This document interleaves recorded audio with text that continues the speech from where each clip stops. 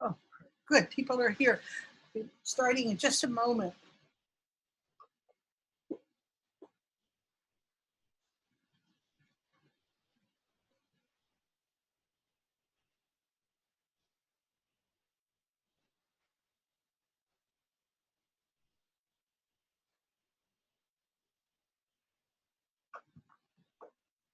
Hello and welcome. Can you let me know in the chat if you can hear me okay? And I'll make sure we're recording.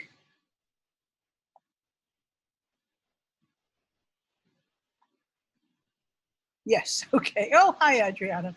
Great to see you. Let's see who's here. Oh, Renee, welcome.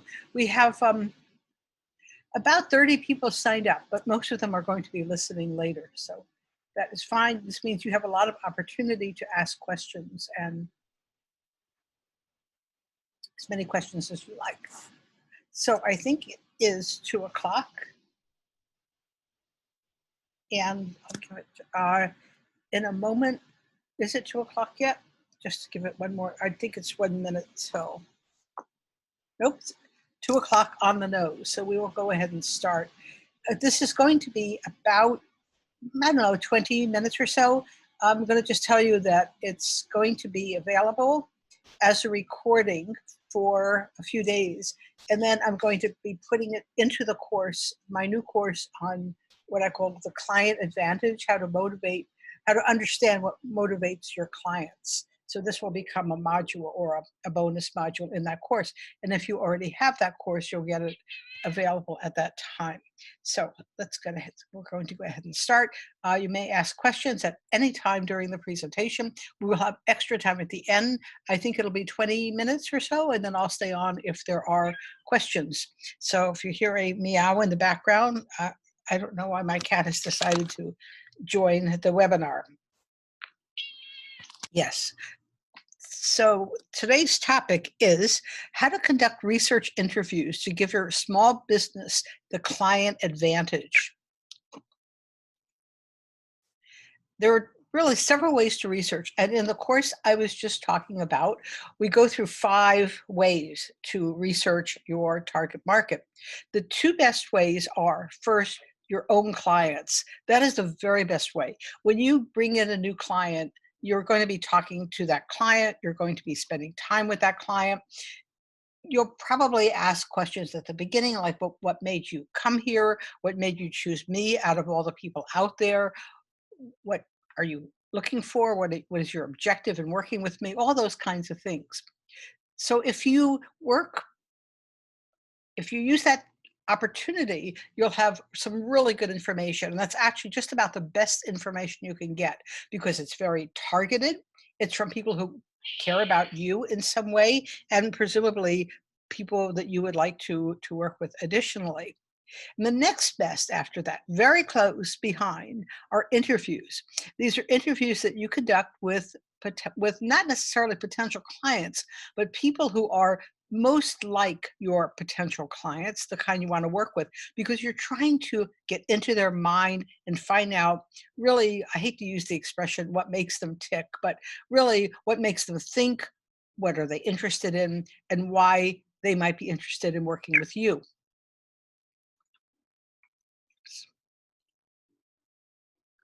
So I don't usually go into my background, but I happen to have a background that is particularly related to the topic today, because when I was an academic for about 20 some odd years, I was a college professor, and I did not just teach like most academics. I was also doing research and publishing in academic publications.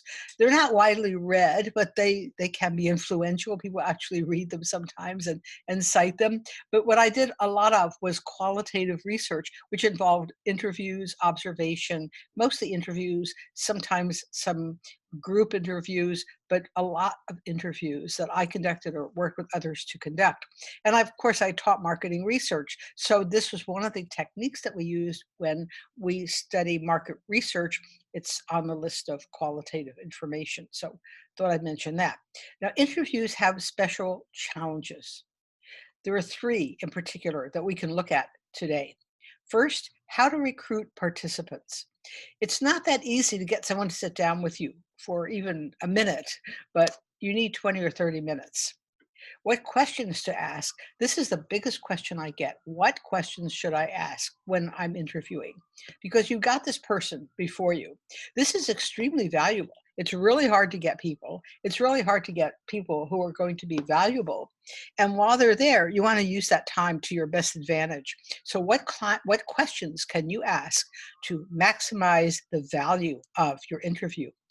And finally, a little bit on how to interpret that data, because you'll have recordings, you might have transcripts, you might have some combination of the two. I recommend your own notes as being the most valuable, easiest to work with, but somehow you've got to put that into perspective. So recruiting participants is what we'll talk about first. There are three ways that I could mention. One is your own mailing list. Second is mastermind groups and forums that you might belong to. And third are social media and networking. These are the three most common ways. And if you think of others, let me know. But let's start with the mailing list. People on a mailing list have certain advantages and disadvantages. On the one hand, they are probably committed to you in some way. You might have a relationship with them. They at least are willing to accept your email, so they know who you are.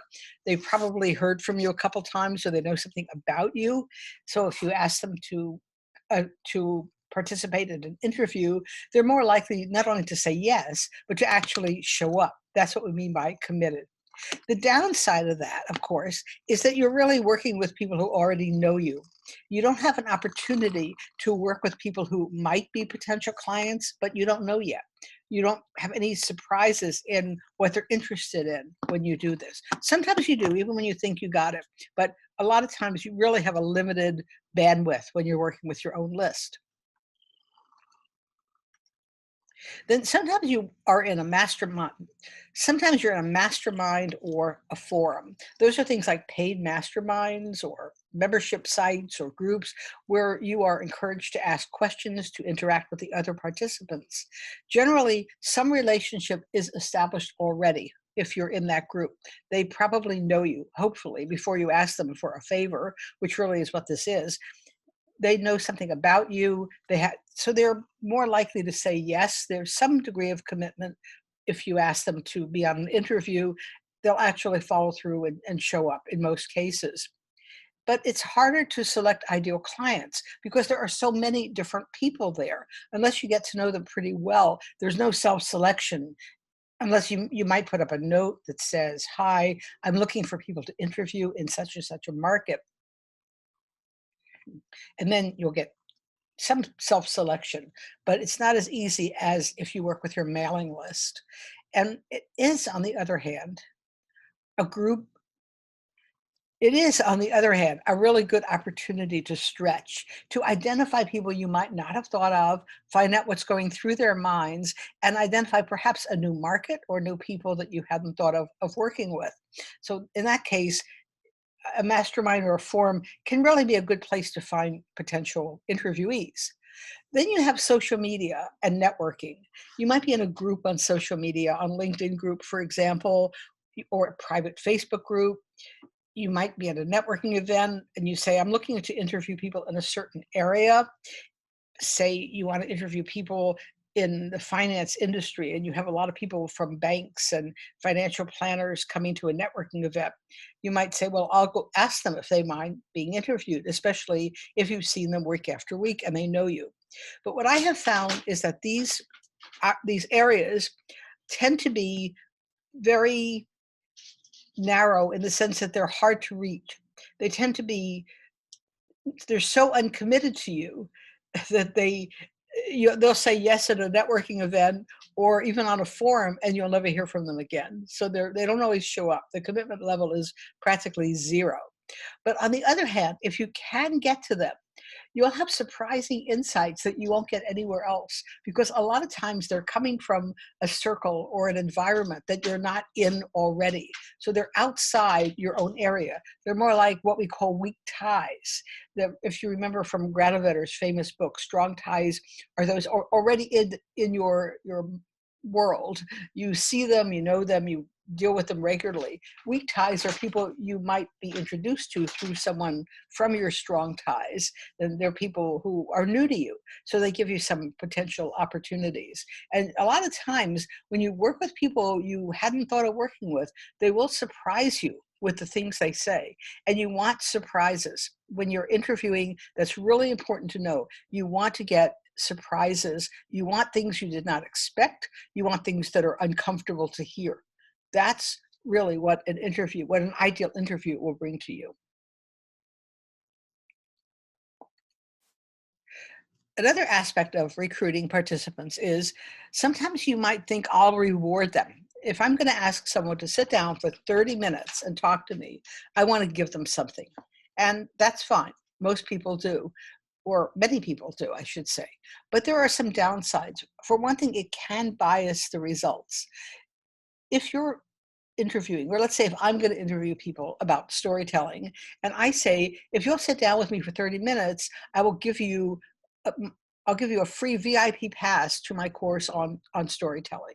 Well, there are a couple things that are going on, and you're probably already ahead of me in seeing them. Number one is that's going to be attractive to people who like free stuff, and it's going to be attractive to people who are already interested in storytelling and people who like courses. So if that's exactly who I want, that's fine. Then if I'm going to be interviewing people who like storytelling, like taking courses, and really are happy to get something for free, then that's good. I can work with them.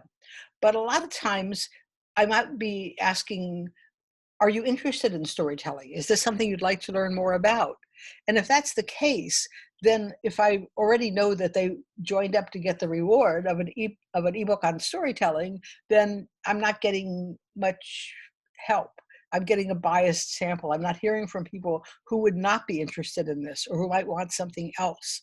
Again, it depends on what you're looking for, but a reward often will bias your results. There are some people who won't care. They'll just do it to be nice. That's another source of potential bias, but it could. On the other hand, occasionally a reward will transform your interviewees into clients. Of course, I don't have to say this. Everyone on this call or listening later, everyone knows that you don't want to sell when you promised a research interview. That will make people hate you. I think they're totally justified. It will make them angry. Nobody wants to sign up for something that is supposed to be just a free interviewing for information and then have someone at the end say, well, I also have this product. Are you interested? And they don't want you to ask questions as if they were a client. They don't want you to ask questions along the lines of an interview where you're interviewing for someone who is a potential client, a get acquainted call. They don't want that. They want you to stick to your agenda of research. What I have found for me works is there's a sweet spot where you say, if you'll talk to me for 30 minutes, then I'll answer any question in return, anything you have about your marketing, your storytelling, your copywriting. And that's my area. It won't work for everyone, but it does work for some of my participants. So I have found that to be the best source. Then what questions do you ask? That's the third component of this. Well, first of all, I recommend you spend minimal time on small talk. But just jump right in. Open with the big picture question. If you spend a lot of time on small talk and how are you today, you eat up time. And when you're doing one of these interviews, people are really watching the clock. They're busy. They're giving you 20, 30 minutes, maybe more. They know they're giving you the time. Even if they're getting a reward, sometimes you might be paying them if you've got that kind of budget. I've heard of that happening.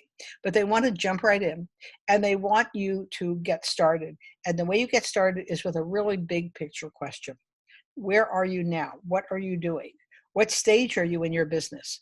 Where are you currently in your marriage, in your relationship, if you're talking about relationships?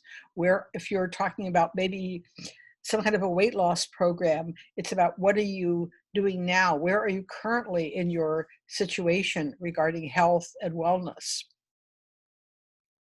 What happened the last time you tried to do something or other and now you're not? If anyone has an example, we can work with that. But essentially, you want to start with a really big picture question. Remember, you're not trying to engage them as a client. So it's not important to know what their biggest challenge is or what they're looking for help on right now. You really want to get a sense of where they are. What's their environment like? What are they doing? The key now is to let people talk and talk, but keep them on track because they will go astray. They will try to talk about things that are not related. I have found this over and over when I've interviewed. So, what you want to do instead is dig into specific questions about their challenges. What was difficult about that? So let's say, for example, I was interviewing people. Let's say I'm thinking about doing a special kind of product for financial businesses only. So let's say I was interviewing financial planners, real estate agents, people in the finance industry, money coaches, people like that. And let's say that I wanted to know what their challenges were in marketing. So I might say, what was difficult about identifying your ideal clients? Or how does this remind you of other times when you were looking for clients, for your ideal clients? Or what was going through your mind when you were doing this? That's a little tricky because sometimes if you ask people to think, we're going to look at that in just a minute, you could lose them or get invalid answers. And what did you say at the time? Or let's take another example. Suppose someone is an interior decorator. And I actually worked with an interior decorator at one time, which was kind of interesting because my decoration is early graduate student. I have zero knowledge of home decor, but we were talking about her clients. So let's say she wanted to interview and find out who was attracted to her type of interior decorating. Then she could say things like, what was difficult about moving into your new home? What were your challenges you faced when you looked at these bare white walls and said, what am I going to do? And she could go on with, well, how does this remind you of other times when you've moved? Or what was going through your mind when you looked at this home that was completely bare and you were realizing that you need to add furniture and furnishings? And then if she was interviewing, say, people who had relationships or who were couples, married couples, she could say, what did you say to your spouse at the time when you were in your new home looking around, deciding how to decorate? That's the way you deal with this. You dig in with very specific questions. Now, as I talk about in the course that I'm going to mention shortly, make sure you cover three things when you interview clients, because this is their backstory. What was their problem? What were their obstacles to solving the problem? In other words, why can't they do it themselves? So an interior decorator might say something like, okay, what was their problem? Well, they moved into this house with their old furniture, and now they have a new life. They're going to be doing more entertaining. They're in a different climate. Yeah, they're in a different climate right now. Maybe their kids have left home and they have an empty nest. So they have different challenges, a different lifestyle. But why couldn't they do this themselves? Why couldn't they decorate their own home? Well, maybe they feel challenged when it comes to choice of colors. They don't know the best suppliers. They don't know where to buy furniture and other furnishings. They don't know the local area. They don't want to stand out like a sore thumb. They don't want to be Yankees in South Carolina. They don't want to look like people from a cold weather climate in Florida, or they don't want to be too tropical when they move to Minnesota. These are US examples. I know if you're in another country, it becomes even more challenging if you move across countries. So those are some examples of obstacles. And then you must absolutely be sure to ask, what did they try? Have they called other decorators? Have they gone to furnishing stores on their own? Did they bring friends in and invite them? That's what I do. I bring in a friend and say, what do you think I should do with the space every time I move? What did they do? So those are the kinds of questions you need to ask. You absolutely need to ask, what did they try? The reason you need to ask that is because that's going to tell you the baggage they bring with them when they come. If they could do it themselves, if they could do it with a friend, they have a different frame of mind than if they've talked to your competitors. If they've had 5 bad experiences with decorators, they're going to have a very different perspective than if you're the first one they've talked to. So you want to know not only what did they try, what worked, what didn't work, What do they expect? And here's what's really important. Your questions should be open-ended. You want people to talk. You do not ask why questions ever. I shouldn't, well, almost never, because people don't know why they're doing something. If you ask someone, for example, why did you buy this house? Sometimes they'll have very specific reason, like I really like the windows over here. I really like the street it was on. But a lot of times they may not know, or they may tell you what they think is a good reason when in fact they want you to think that they're really thoughtful people who made a wise decision when actually they just did a point and shoot.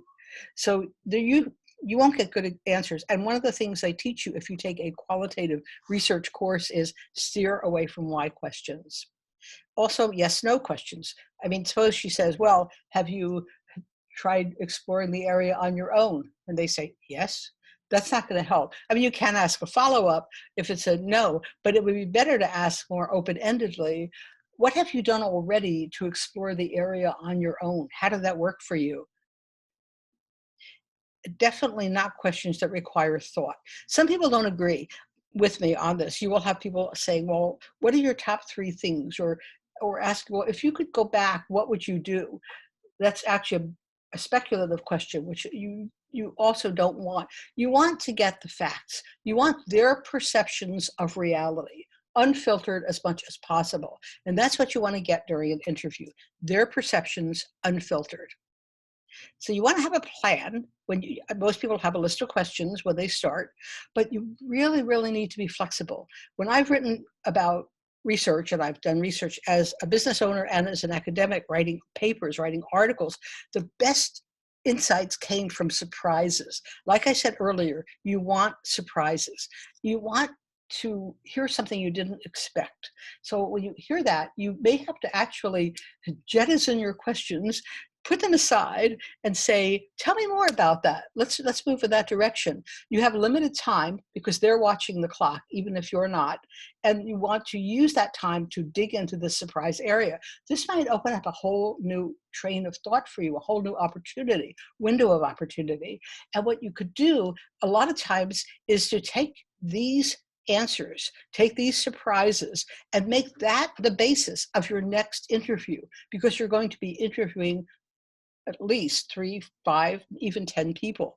And you can do what's really sort of have each interview build on the one that went before. That's ideal. That's where you'll get your best insights and best ideas into what people really, really want. Again, sometimes your best material will come up unexpectedly. Now you want to control the interview gently.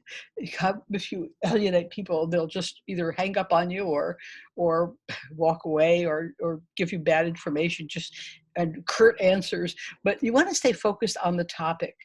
That's really critical.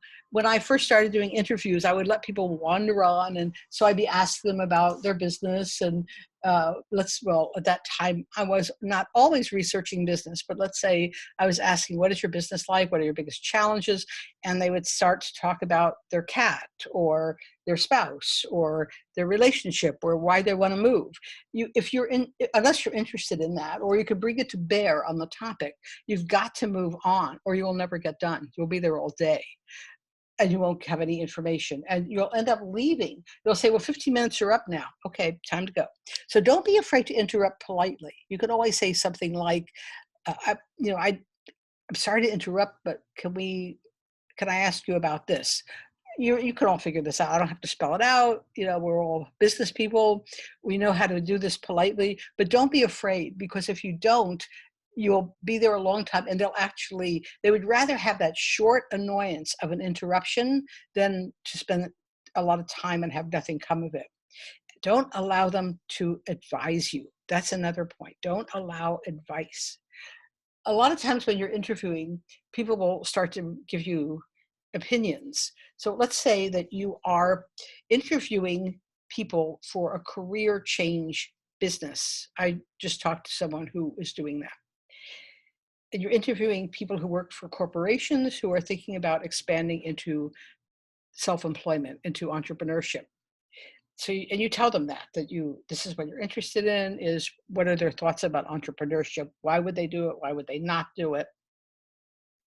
And someone will say, you know, I think what you ought to be doing is looking at such and such. You want to stop because that's not helpful. They don't really know what you should be looking into. What you want to do is steer it back to what is your experience, because that's what you're an expert on. You're an expert on your own experience. If you want advice on what you should be looking at, you pay a consultant. That's one of my rules of thumb. Pay for advice, information is free. So don't allow them to give you advice on what they think you should do. It'll usually be bad and you can't use it in your business. And then we come to interpreting the data. Some people have their interviews transcribed, which is quite expensive if you have a lot of them, and you really should have at least 6 to 7, maybe 10 or more. Some people do 20 or 30 when they're seriously considering a pivot. I recommend detailed notes that you can actually take. Nowadays we use Zoom, we use phones. You can actually take notes on the computer while they're talking and pick up the salient points. You may want to go back and listen, but a transcript is really hard to work with because you have to dig through and find out exactly what you need, and you'll have some extraneous information in the transcript. The first thing you want to do is look for patterns. What comes up over and over again? Ideally, as you interview, what you'll be doing is after each interview, make a quick summary of what you covered. Make a list. What are the relevant points that you want to remember? What are the surprises? How will this affect your future interviews? So you'll not only look for patterns after they're all done, but you might want to take those specific situations into account as you move from one interview to another. And that will save you time when you come to the end. So take notes on the words they use too. Take notes if they describe their challenge differently. Let's stay with the career change for a moment. If they keep talking about dream career or ideal career or miserable job, if those words keep coming up over and over, you might want to ask directly, what do those words mean to you? If they come up again, ask. If another interviewee may use different terminology, you may want to ask directly, what do those words mean? Give me a story behind those words. When you say miserable job, what comes to mind? What does that evoke for you? You may find different answers from different people with the same words. This will help you immeasurably with the copy. Believe me, having been faced with research and trying to write copy, I have experienced this. So I want to move on now to introduce a course. Some of you on this listening now or to the recording have taken this course or maybe in this course now. I'm going to be adding this to the course and making it unavailable outside the course in a few days, actually probably a week from today, if not sooner. And the course is Nail Your Target Market and Discover What They Are Looking For. And I've put the information here on this slide. I'll be sending it also in the follow-up where you can go to the sales page and you can use this coupon code client ADV 10 for, that's a 10, not a I, client at ADV 10 for, oops, that should be a $10 discount. And let me find the page. I wanted to just briefly, oops.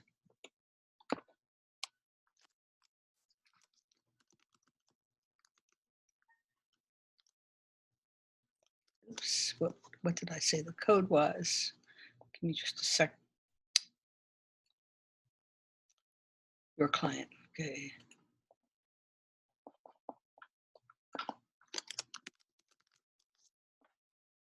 Okay, the Small Business Client Advantage. This is the sales letter, which we'll give you in the follow-up as well. You'll get all these things. What we are finding is that one of the biggest challenges that most business owners have is identifying their client. So there you are, you're talking to a coach or a copywriter, and they say, well, tell me who your ideal client is. And now you've got to tell something. The best way to do that is to find out their backstory. And this is what you'll get from the interviews. If you do the interviews the way we just discussed, you will get their backstory and you'll have a lot of information about what they want. What this course does is it takes you through doing that in a systematic way. There are 6 modules. They're very short, they're pre-recorded, and you can go through them at your own pace. I recommend that you go through them once quickly and then go back in detail. But module 1 is to learn about your client without becoming psychic. Why do some clients really become hard to understand? Why are they, some of them, just so easy to get? And then how do you build on what's been working in market research? Yeah, module 2 is really about pre-existing market research methods, things like psychographics and demographics. They work up to a point. Also, you may be advised to find your perfect client avatar. That actually works really well with this method, because once you know your avatar, you want to know their backstory, and that's what you're going to learn. So you're going to go next into identifying their backstory and why it's also their baggage. What is the baggage they're bringing to you? So I like to call that your baggage story, and how to find their backstory. I give you a template to find the 3 core parts, and then some other parts you can use to enhance their story and to learn even more about them. Then we've got the 5 ways to research. We talked about one here. And number 6 is to ramp up your power by going into different ways to use your backstory. And as I said, it is, you also get these bonuses. I'm working on getting the membership group going, and currently it's $47. It's $10 off with the coupon code that I just gave you. So I'd like to encourage you to sign up now, because we are going to, oops.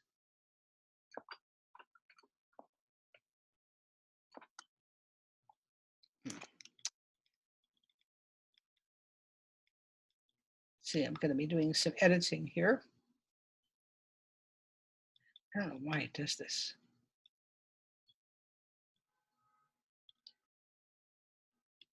Okay, we're going to be,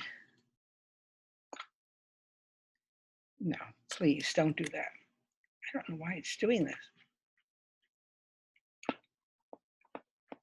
Anyway, I'll bring this up again. And I think this happens. No. Anyway, I'll be sending this in the follow-up. So does anyone have any questions that you would like to ask when we do this? Any questions? We have gone 30 minutes. 32 minutes. I tried to stop a little early, but I didn't today. So I'd like to thank you for joining us today. And I hope you learned something about interviewing. How do you feel? Any takeaways? Anything that you learned that surprised you?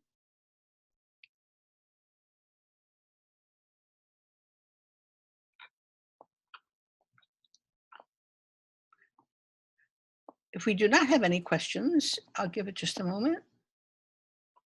Then we will stop. Yes, I do. I do. I do have a question, or I do find it valuable, whichever.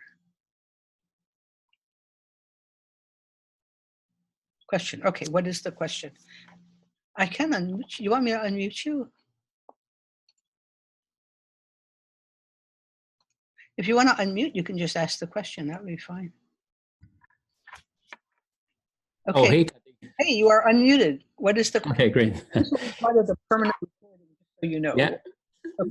Okay. So the question is, when we select the people that we're going to talk to, and you showed us different ways or different avenues, how do we know that we're talking to the right people, meaning to the people who have that kind of baggage that will make them educated enough to have that kind of response for us? That's a really good question.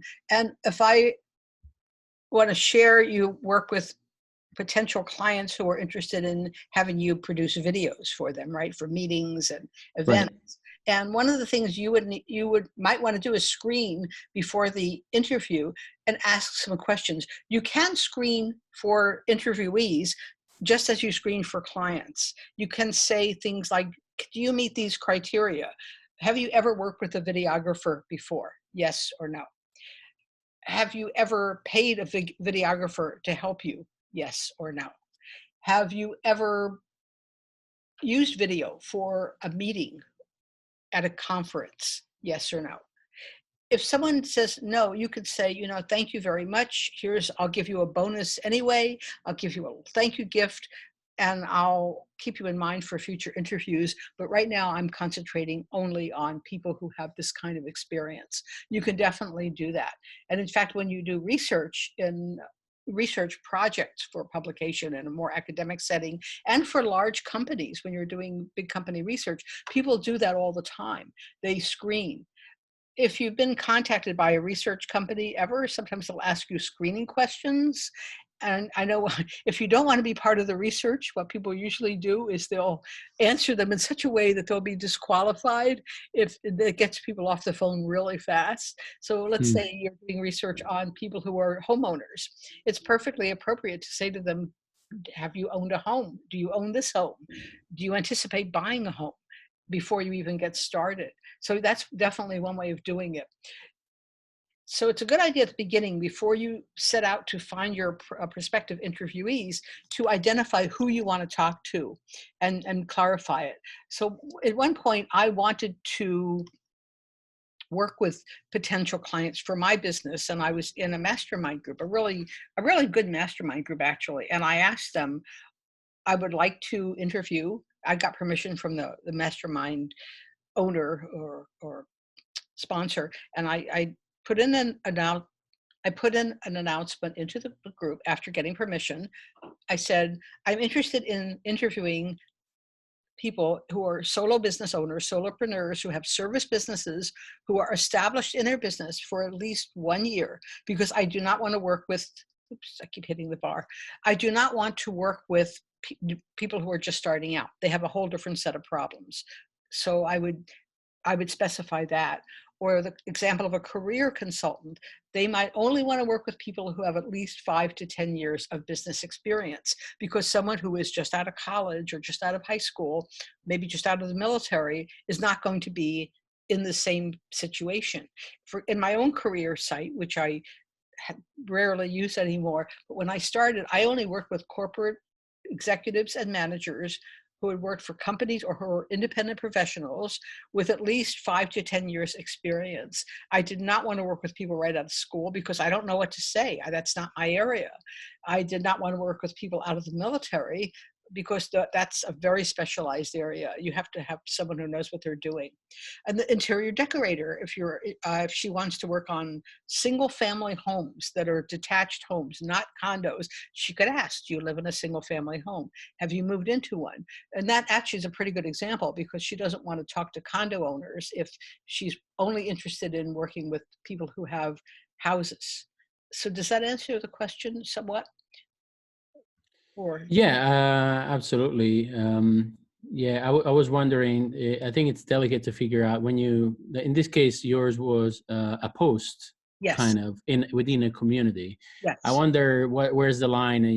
How let's say dangerous it is. Let's say let's say you can go on LinkedIn and say I would like to interview X, Y, and Z, but it seems too much of a blast or too much of Right. a Yeah, well, I uh, mentioned that during the presentation. One of the things I said is you can get people on social media, especially in a group, but that's the area where it's going to be the most difficult for two reasons. One is they're total strangers. They have zero commitment.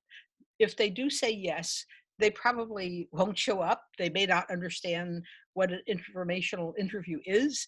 I have had more trouble with people from networking groups and social media than anywhere else. yeah. So you will be aware that you might get lucky, but I would say you will need time to sort out who they are. What might do better is, if you want to use social media, is to pick a group that you're active in. So if you are in a group of, say, corporate meeting planners, might be good. If you're a videographer or you want to make videos, maybe you can go to if there is a LinkedIn group of meeting planners, and there probably is, then you could go to them and say, I I see you're all meeting planners, and I'm interested in talking to meeting planners who do hire videographers to make a video to keynote the presentation. Be very Yeah. specific. And then when they say, yes, I'm interested, and then you can say, well, here are the questions, and if you don't meet them, you can say thank you, and here, thank you so much for your interest. Here's a free gift, maybe a free ebook on how to look your best when you're being interviewed on video, something that Yeah. has real appeal, and that's it. You don't want to waste their time or your time. There are people who really like to be interviewed, and unfortunately they're not the best people you want to interview, because a lot of them will not make great clients, because why do they have so much time on their hands? You want people who are so busy, they really have to be persuaded. So that's the way to do it. Makes a lot of sense. Thank you. Make it very clear ahead of time. And again, sometimes you may have to ask other kinds of qualifying questions. Even so, I will tell you, I've done a lot of interviewing. Every so often, you will get someone who is just not right for you. They may not have, as you said, the sheer sophistication and experience to understand what you're doing. They'll think you're asking them for advice. They refuse to stay on track. If that happens, you'll have no choice but to humor them or cut the interview short and say, thank you, I've got everything I need. I'll send you my bonus gift in a day or two. Thank you again. That's it. I So see. you will have that. And that's why I say the time you spend is intensive. You want to use interviews when you really need them, when you're maybe having a shift, when you absolutely don't know what to write in your copy or what to put in your website. That's a really good time to do it, because you will get golden information. But getting one person sitting in front of you is such a challenge. You want to use every minute of that time to maximum advantage. So does that make sense? Makes a lot of sense. Perfect. Thank you, Kathy. Yeah, thank you. Any other questions? And if I get any more, I'll add them later. So thank you all very much for joining me today, and I hope you found this helpful. This will be inside the course within a few days, so you can review it at any time, and might make some additions. Thanks again, and I'll see you all on a future call.